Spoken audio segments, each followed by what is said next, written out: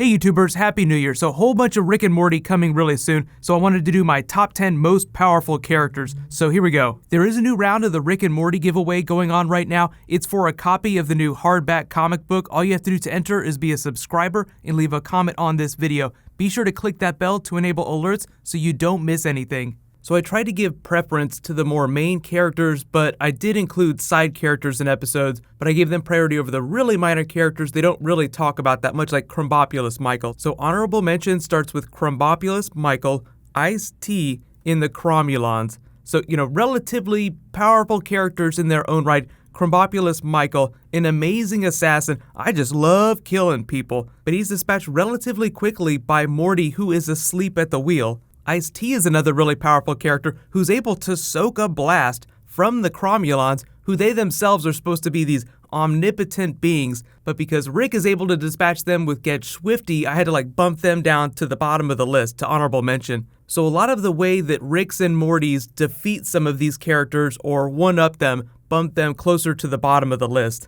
So you could argue a little bit about Ice-T, like maybe he should have a little higher place on the list, because they do mythologize him in a pretty extensive way. Like they say he's this ageless wandering alien from the dawn of time that's actually known as Water Tea. He's almost like someone that gets kicked out of the Q continuum. His race is called the Numbericons. They live on Alpha Betrium. On the commentary for this Get Swifty episode, they even joked that when they were writing the episode, that they missed their opportunity for a spin-off Game of Thrones with these characters inside the Rick and Morty multiverse. So if you take it literally, then they are like a very powerful ancient race of beings, but technically within the context of the episode, it's treated as more of a joke. So they're not quite as powerful as say Fart and his people. So number 10 starts the list with C-137 Rick's Morty, not to be confused with C-137 Morty, which might be a different person. There's a big theory that C-137 Rick is not on his first Morty. Maybe his Morty, like the original Morty,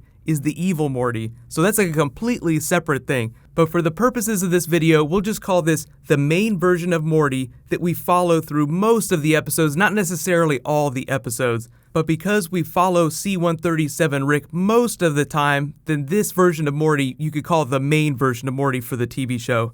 So he's at the bottom of the list because he cancels Rick out, but he is slowly, like they teased that in season 3, he'll start to become complicit, stop moralizing Rick quite as much, questioning his decisions, and turn into more of a Rick. Not that he'll necessarily become a genius in his own right or anything like that, but just that he's going to continue to absorb some of Rick's morality, and that'll cause him to make more Rick-like decisions. Number 9 is Unity, because she has the power to basically take over an entire race of beings. She controls a planet until Rick comes in and it all goes sideways because they lose it in a party. It's implied that Unity is just going to continue to absorb new races to assimilate them until the entire universe is one. Here's how you know shit's getting real with Unity. The next time we see a Council of Ricks episode, in the background they always put a lot of funny versions of Rick and Morty. Just look for Unity Rick and Unity Morty. That way you know they'll have infiltrated the council and will start assimilating the multiverse as well, because right now it seems like they're only contained to this one universe. Number 8 is the devil, because he's the devil. What, biatch? So the devil is such a powerful concept that the only way that they're able to get the one up on him is because Rick is just so powerful and because he's really bummed out. Over the course of his episode, he slowly regains his confidence thanks to Summer, then as the devil does, pulls a fast one on her, showing you that he is the true devil, true asshole. We don't necessarily know if he's a multi-dimensional being or not, or if this is just the single version of the devil. So far, there have only been a couple characters that we've only seen a single version of, like Mr. Poopy Butthole seems like he's the only version of that character that exists in reality. So number 7 is Fart, the telepathic being from a race that is going to eradicate all solid life forms. So he has powers of telepathy, so he can cause as much damage as he is in proximity to. So the only reason that he's lower on this list is because he's vulnerable to energy weapons like the one that Morty kills him with, and he's able to be killed by a Morty, meaning that he's not as smart as he looks. Very powerful, but very short-sighted. So ahead of them, I put number 6, the Council of Ricks, because collectively they're not quite as smart as the single C-137 Rick, but they're powerful enough to outsmart the galactic government and create this interdimensional citadel where they can hole up and do whatever they want within reason. Like, if there's a Rick that's more powerful, like C-137 Rick, then they can't really make him do anything. But as Rick himself is the smartest being in any dimension, then even the dumbest of Ricks is still smarter than almost everybody else in every dimension. Number 5 is Shlee My Pants, the fourth dimensional being. So for obvious reasons, beings that can travel along our timeline like we would walk down the street, obviously more powerful than normal characters that exist as three-dimensional beings in any dimension. So also, just because like Fart, he's easily dispatched by Rick and Morty, I didn't put him towards the top of the list. But just going based on scientific principles, he would be one of the most powerful characters in existence.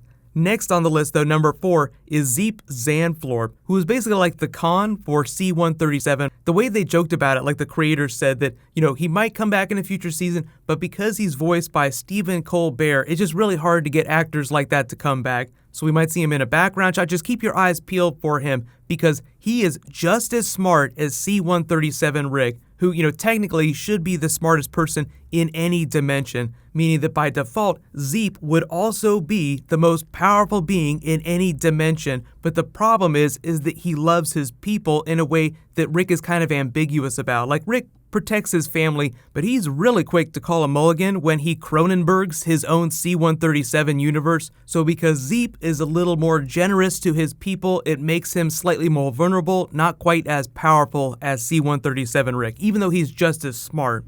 So shit's getting a little real here. Number 3 on the list is Evil Morty. Oh, and a lot of people are wondering, maybe this is the original C-137 Morty, but if he's able to outsmart the Council of Ricks, as well as co-opt a Rick himself and hijack his brain, then he has to be super high on the list. But they have joked that the character, the idea of Evil Morty, will come back in the future. It's just one of those open plot threads that they just kind of let dangle until they find a good opportunity to bring him back. So, typically he's associated with Council of Rick-centric episodes, so that's probably where we'll see him pop back up again. But number 2 is Mr. Poopy Butthole, just because he knows he's inside a television show. He seems like the only version of his character inside the multiverse. And in this post-credits scene, we see him watching the episode as it's happening to C-137 Rick, like as he's being locked up. Will Rick get out? What's going to happen? Tune back in a year and a half and see what happens. So obviously, number 1 is C-137 Rick,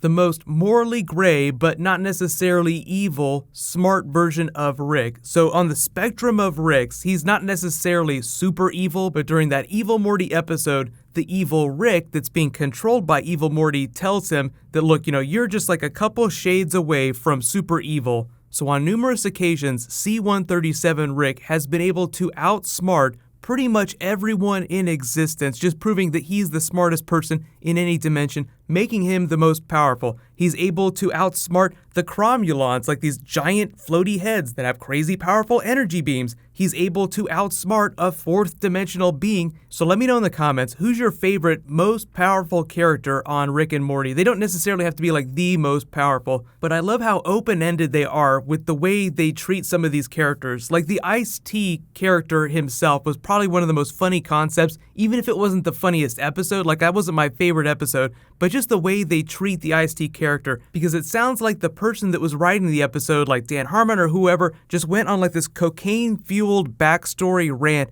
where he just went on and on and on about building out the world that Ice-T or Water Tea came from until he found that he had written an entire episode within an episode. Like, you have all this Water Tea stuff going on that you know nothing about, but it sounds like somebody spent days and days writing. So some of the funniest moments on the show is when they devolve into like nonsense rants like that just go on and on and on. Like, you could see them in the meeting trying to talk to the other writers about this Water Tea world where they just keep going and everyone's eyes glaze over and they just fall asleep. So like I said, when we see, big crowd shots, especially Council of Rick episodes or episodes like Total Recall, you might see some of these minor characters pop up in the background. So just keep your eyes peeled. But for those of you asking about Season 3, there hasn't really been much since that last animatic teaser that they released. So I'll add a link to that at the end of this. But the current rumor is that it's going to drop sometime in March. I would assume that as we get a little bit closer, they'll start to talk about it more and more. Like, they'll start releasing more promotional content. But until they start posting stuff, don't expect anything. Like, the big holdup at this point is probably some overseas animation that they're waiting on. Like, they can't start airing episodes until they have a certain number of them in the can ready to air. So they're probably just waiting until they get those last couple of episodes finished so that they can start rolling them out.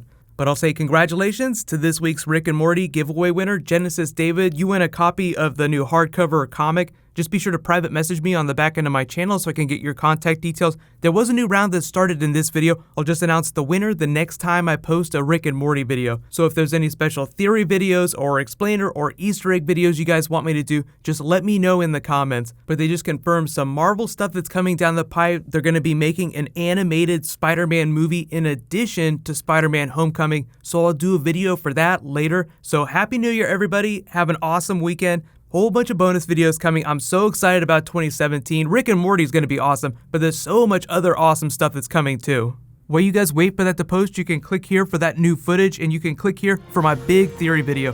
Thank you so much for watching, everybody. Let's high five. I'll see you guys tonight.